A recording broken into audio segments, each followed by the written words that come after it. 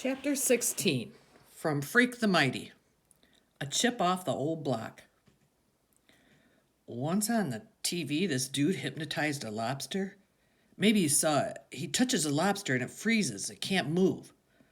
That's sort of what happens to me when his hand clamps over my mouth, like I'm paralyzed and my head is empty, and all there is in the world is that big hand and this cool breath like the wind.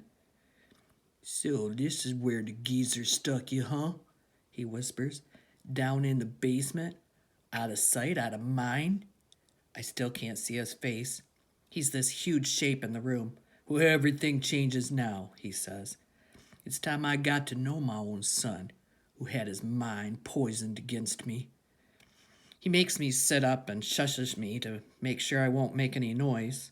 Making noise is the last thing I want to do, because I don't know whether or not Grim ever bought that gun he mentioned, or what might happen to him if he tries to use it.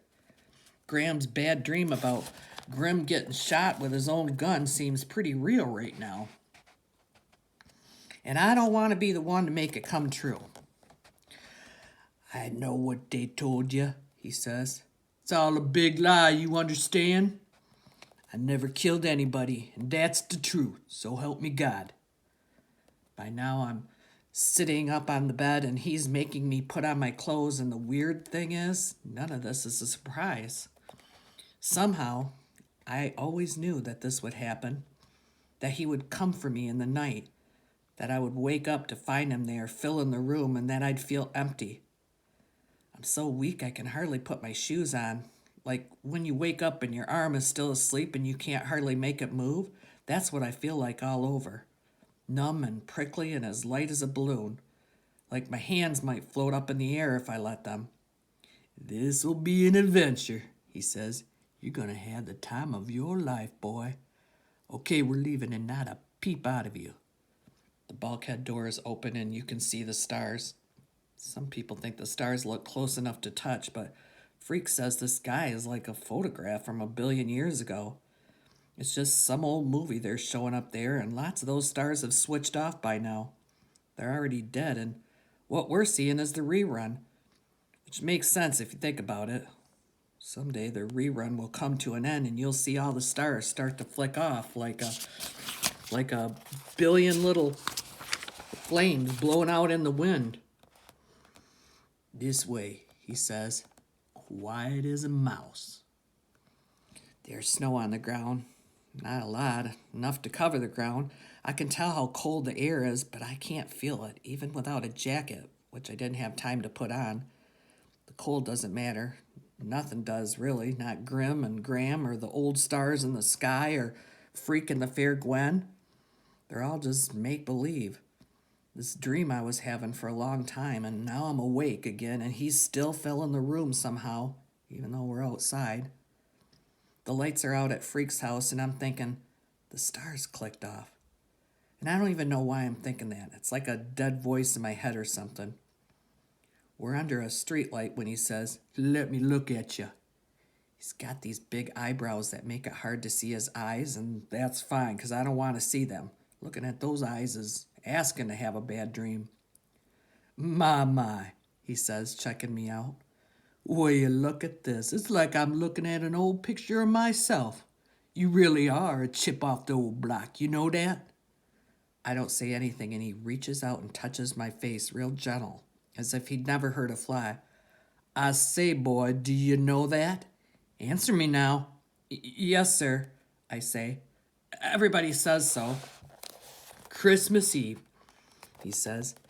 You know how many Christmas Eves I've been deprived of my own blood kin? Now, is that fair to do that to a man? Lock him up for a crime he never did? He's waiting for me to answer, and I say, no, sir, not fair. That's over and done now, he says. We're starting fresh, just you and me, boy. That's how it was meant to be. I'm standing there under the streetlight, and it's amazing how quiet it is. Like everybody went away or died. The quiet is almost as big as he is. He's as tall as me, only wider everywhere, and for some reason, maybe because we're not far from Freak's house, I'm thinking this weird thought. He doesn't need a suit of armor. No, and he doesn't need a horse or a lance or a pledge to the king or the love of a fair lady. He doesn't need anything except what he is. He's everything all rolled into one, and no one can ever beat him, not even the brave Lancelot. He's squinting around, his eyebrows are furrowed shadows, and he says, "You know what I think of when I see a neighborhood like this? Hamsters is what I think. That's how these people live, like hamsters in cages. They have their little wheels to run on, and that's what they do for the whole of their lives. They run and get nowhere. They just spin." I stand there. "They poisoned you against me, I know that," he says. "But you give it time. You'll see the truth." He starts walking fast, and I walk with him, like my feet already know where to go. We're cutting through the side streets and heading down to the pond, all cold and white and frozen. Tomorrow morning, a bunch of kids will take their new sleds and skates out there and probably lose their new mittens and scarves and get yelled at by their moms and dads. But tonight, the pond is as empty as the moon, as empty as my head. Once a car goes by real slow around the pond, and I've got this strange feeling there's no one at the wheel. He hooks his finger in my shirt collar and makes me duck down until the car goes by. The car passes, and you can't see through the dark windows, but you can hear the snow crunching under the tires, squeaky and frozen.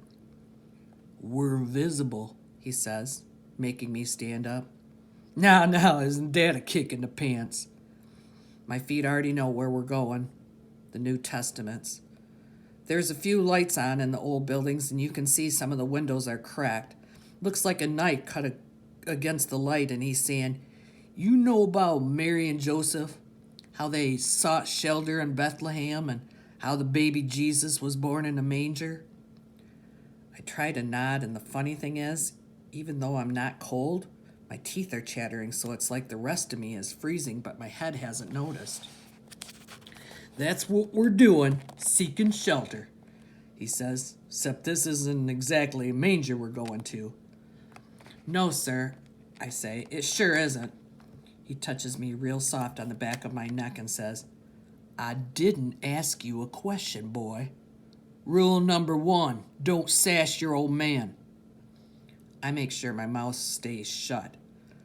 We're coming up on the Testaments, and they look almost pretty with the new snow coating the roofs and making the yards clean and white and soft. You can see where an old bike handlebar is coming up through the snow and shapes of other things left out. And even the old car up on blocks looks like new, like it might take off into the air without any wheels. I know where we're going, even though he doesn't tell me.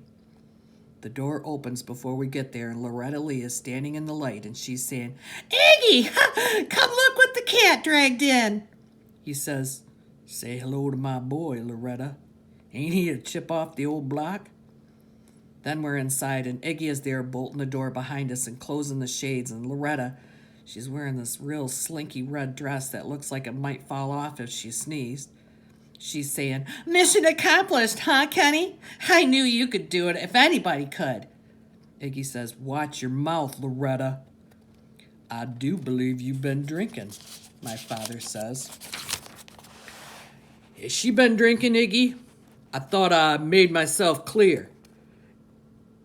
Hey, come on, it's Christmas Eve," Iggy says, and he sounds real nervous. "A little punch, what can it hurt?" "Yeah, a little punch," Loretta says, and her voice is slurpy. "That's all." She's wearing these fake eyelashes, and they're coming loose, so her eyes look almost as blurry as her red mouth. I know because she keeps flapping her eyes at me and smiling so I can see where the lipstick got on her teeth. Iggy says, "She's okay, Kenny. You got my word." "Oh, right," Loretta says. "Turned over a new leaf, Preacher Kane turned over a new leaf, so there's no booze for anybody on Christmas Eve. Even in our own house, where man is his castle." "Oh, shut it," Iggy says. And he makes Loretta sit down on the busted couch, where she kind of leans over and waves at me. Wink, wink. "Bring me and my boys some food," my father says. "We've been out in the cold for 8 long years, and we're hungry. Aren't we, son?" "Yes, sir," I say. Iggy goes out into the kitchen to fry up some hamburgers, and we sit there waiting. not saying anything. Loretta is snuggled up on the couch, passed out with this dreamy look on her face. I eat that greasy hamburger, even though I can hardly stand to swallow, and Iggy is fussing around like it's such a big deal having Kenny Kane in the house, and it's hard to believe he's the same Iggy who is the boss of the Panheads, this motorcycle gang that strikes fear into the hearts of everybody, including the cops.